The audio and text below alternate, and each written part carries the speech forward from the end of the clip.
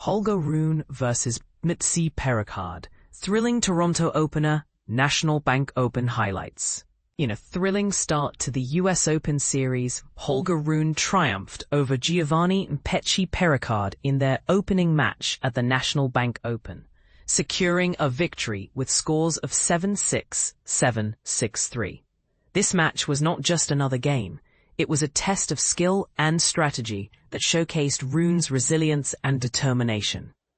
"This was a particularly challenging first match for me," Rune remarked during his post-match press conference. Mpetshi Perricard is known for his powerful serves, which made it difficult to find a rhythm throughout the match. "I had to focus intently on my own service games and seize any opportunities that came my way." As the fifth seed in Toronto, Rune was looking to make a statement after suffering a defeat to the French player in 2024. He managed to advance in just 1 hour and 15 minutes on the prestigious centre court, marking a significant comeback after a disappointing first-round exit at Wimbledon the previous month. Notably, Rune had recently announced a collaboration with tennis legend Andre Agassi, which added an exciting layer to his preparation for the summer hardcourt season. Agassi is an icon in the sport, and his style is well known. "I thought reaching out to him for mentorship would be beneficial," Rune explained, reflecting on their training sessions before the DC Open. He continued, "It was refreshing to get a different perspective on my game. I noticed some similarities between my return style and Agassi's, particularly his powerful returns. When I contacted him, he was very receptive, which was encouraging. Hearing his insights was invaluable, especially coming from someone with his legendary status in tennis." Although Rune had to withdraw from the Washington, D.C. tournament due to an unexpected back injury, he appeared to be in excellent form against Mpetshi Perricard, who had previously made a strong impression by defeating Shintaro Mochizuki in his main draw debut in Canada. Interestingly, Mpetshi Perricard had a psychological edge over Rune, having beaten him in the semi-finals at the Swiss Indoors Basel last fall.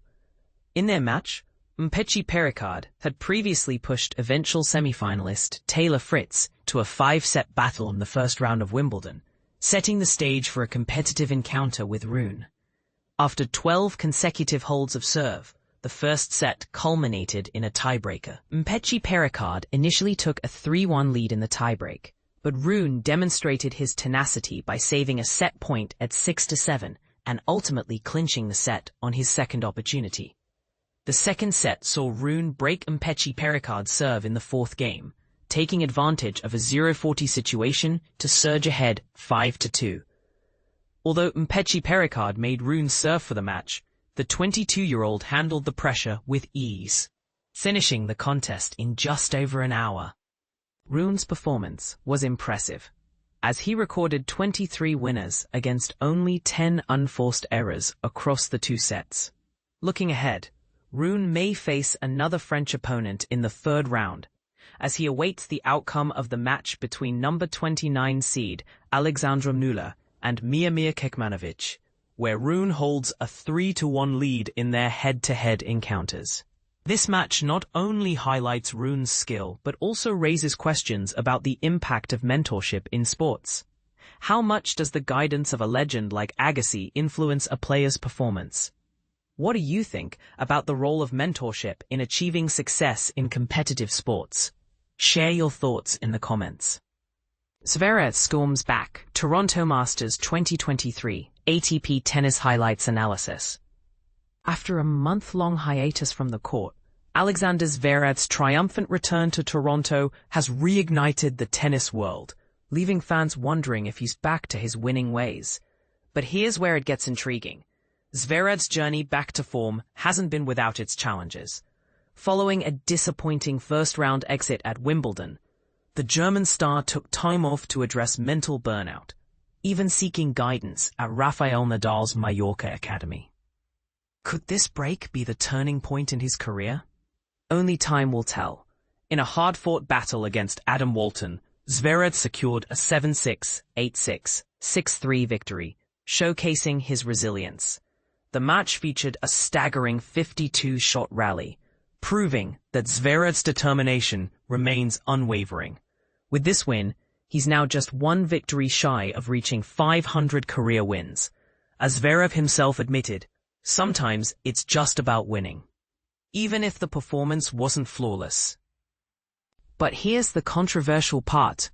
Is Zverev's reliance on sheer willpower enough to sustain his success, or does he need to refine his game further?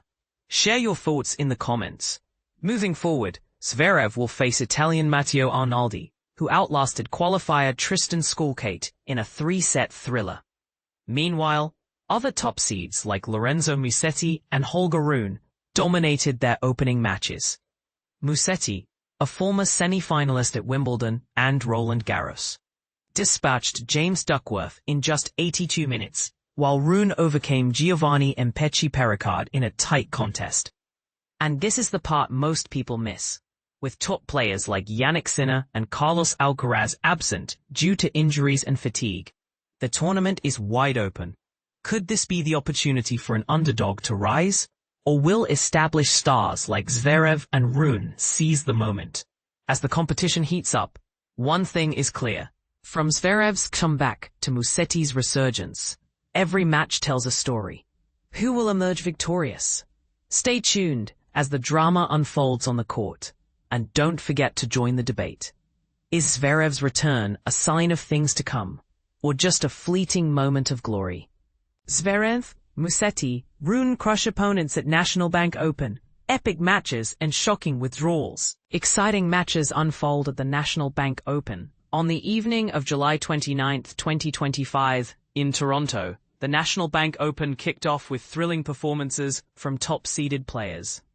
Alexander Zverev, the tournament's #1 seed, made a strong comeback by defeating Adam Walton with a score of 7-6, 6-4. This match marked Zverev's first appearance since his early exit at Wimbledon, where he faced a surprising defeat against Arthur Rinderknecht in the first round. After that match, Zverev candidly expressed his mental struggles, stating, "I'm trying to find ways to kind of get out of this hole. I keep kind of finding myself back in it, in a way." Zverev, currently ranked 3rd in the world, is looking to regain his momentum after a promising start to the season that saw him reach the finals of the Australian Open.